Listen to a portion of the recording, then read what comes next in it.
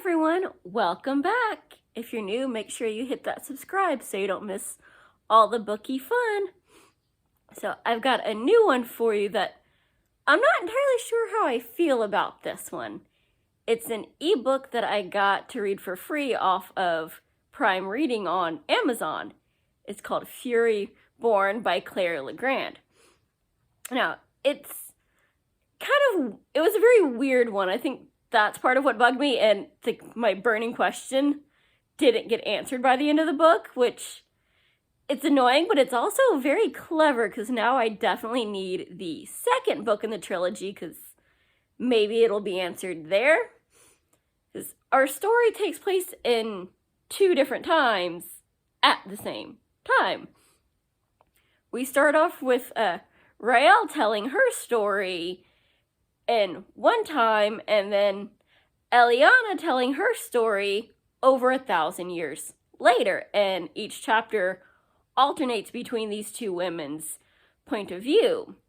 And Raelle she's a lady of the court, essentially.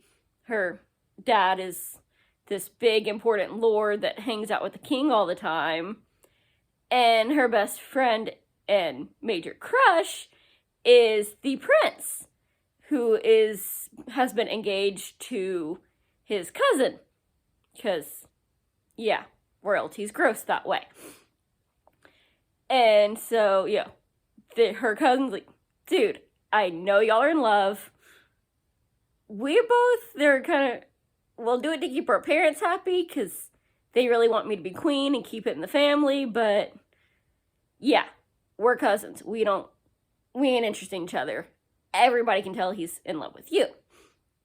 And we start off, pretty much the very first scene is her not getting along with her dad, and then giving birth, and then having to give the baby away because somebody is coming for her and her child.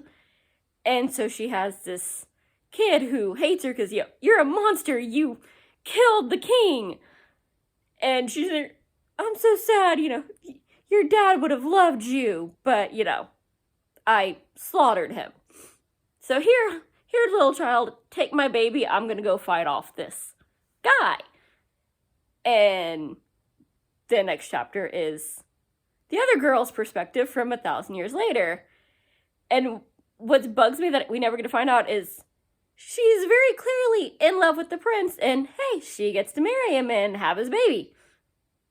So why did she murder him and, on the balcony right before she had the baby that she's sad he won't get to meet, since he would totally love to have a little daughter?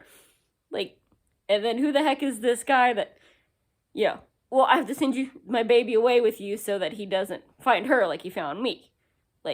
Who the heck is he? And eventually we do kind of find out who this guy is. And I use that term loosely because what's really weird is normally people think of angels and they're angelic, they're sweet, they're innocent, they're just what we should aspire to be. In this book, angel basically means demon. There is a war between the angels and the humans, because the angels want to slaughter them all and are pissed that they have been locked away and they're trying to break out of their prison to come finish what they started. And then in Eliana's time, magic isn't real. The other chapter might be about, the sun or blood queen. We're not sure which as we start off, we kind of are, because, she murdered her husband. That's not the mark of a very good person. But we spend the rest of the book of her coming into her powers and going through trials to prove whether she's the Sun Queen or the Blood Queen, because they're both supposed to arrive at the same time to fulfill the prophecy that one of us will save us from these angels and the other is going to slaughter everybody. You have to be one of them, because most magic people can only handle one element. You can control them all, so you're one of these 2 queens. But we don't know if we should go ahead and kill you now or, let you die in battle saving us. And we we know from the first page that she's clearly the Blood Queen, but we don't know what turns her to that. By the end of the book, she's still pretty much just finished the trials and has, basically, yep, you're totally the Sun Queen. So how she goes from that to the evil one, we don't know. But 1,000 years later, well, towards the end, we find out who the other girl is that's telling the story, even though you kind of know, especially once one of the other guys comes into play, like, those names sound familiar. And eventually somebody tells her her history that she doesn't necessarily believe. All we know is that, magic isn't real and the angels are fake, and even if they're real, no, they're evil. We want to stay the heck away from them and kill anyone that's got anything to do with them. But Eliana, basically, the entire place has been taken over by the Emperor. And while they all hate him, she still is essentially an assassin for him, because she doesn't want to die, so she's, killing people that work for the Red Crown, which is like their revolutionary group that's trying to overthrow this evil emperor that at the end of the book we do find out why he's evil and everybody hates him. But you'll have to figure that out for yourself, because as annoying as it is that, we don't find out why Raelle turned evil and slaughtered her husband despite still being very clearly in love with him, it is still a very fun book. Like, I like all the characters except for the ones that, you're not supposed to like, because clearly they're evil pricks and magical assassins. But, you hate the bad guys, you love the good guys. Every chapter has something going on. I mean, you've got an assassin that is telling everybody, I'm the good guy for being an assassin, but, I'm a monster because, I kill whoever the Emperor tells me to protect him, even though I hate him.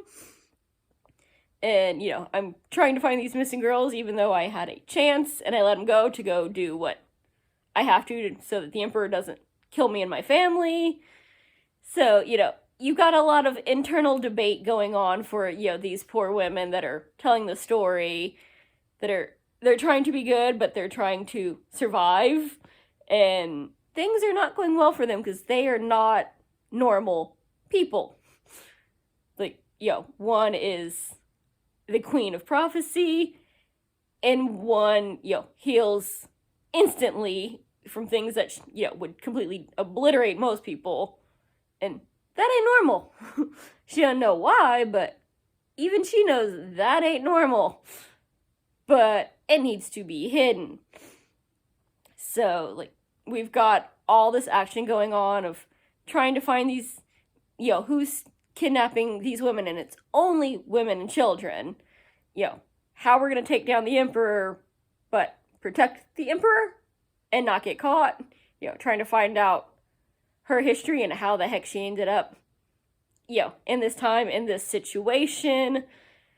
And there's just so much, action and magic going on, and her innocent little brother that has believed in it all from the get-go that, he hates her for doing bad, but, that's his big sister, and he loves her. So when she hates herself, he's loving on her. When she, suck it up, I did what I had to do to feed y'all and keep you alive. Well, I'd rather be dead than you do these bad things. So there's kind of a, love-hate, torn kind of feelings going on here. And it is a very fun book. And I want the sequel, but I'm kind of like, it better be answered in the second book. We can move on from there. There's a lot that needs to happen, but I need to know why she turned evil. I am very curious about that. So, hey, if you've got Amazon, go, get hooked like I did and go check it out. It is a fun little fantasy. It's roughly 500 pages, so it might take you a minute. It's definitely a great buy for something that's, temporarily free, because they change the options of, what's on Prime Reading regularly. So it's available as of posting this video. It might not be true 2 months from now. So hurry up and get on that, and I hope you enjoy it as well as I did. And I will see you next time. Bye! Happy reading!